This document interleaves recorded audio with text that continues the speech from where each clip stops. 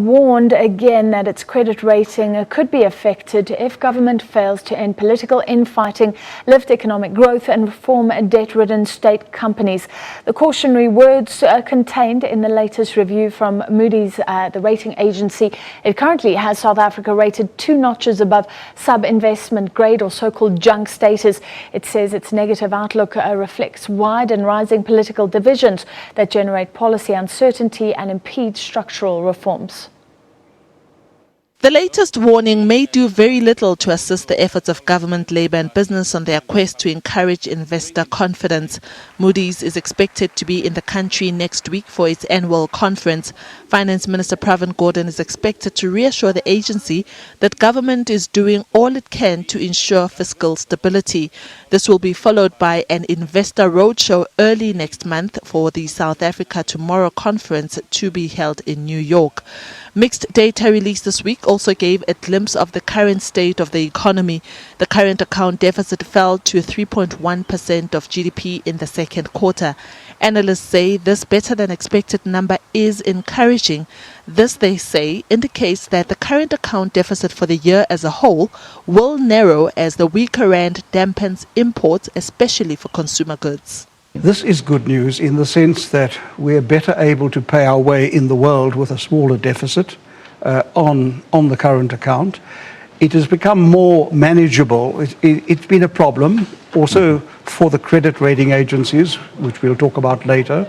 So it's important that we have some assurance that deficit is being reduced over time. Now, we know, of course, that it's influenced by what happens in the world economy, but primarily, our exports have improved because of a weak rand, and our imports have fallen because of a weak economy. So it's not an ideal situation, but it's a better situation. It's a more manageable situation on our external accounts, and in that context, I think it's good news. In other data, consumer spending slowed to 0.8% in July, down from 1.4% in June.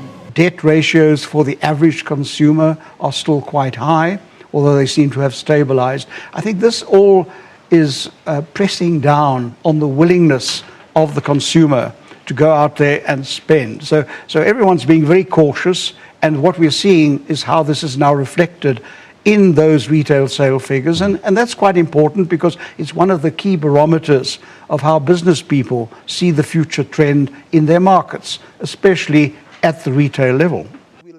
Looking at this latest data, an interest rate hike is unlikely. The Reserve Bank's Monetary Policy Committee is due to meet next week. What the Monetary Policy Committee will do is to evaluate the upside risks on inflation against the downside risks to weak growth. I think they still have a dilemma, although I have a feeling that they will probably decide not to make any change in the level of interest rates at this stage, especially if you also look at the global situation. Other data shows that South Africa has plummeted in the ranking on the World Economic Freedom Index. The ranking has been deteriorating over the years. It ranked 105th out of 159 countries. Last year, it was ranked 93rd. Diabosito, SABC News, Johannesburg.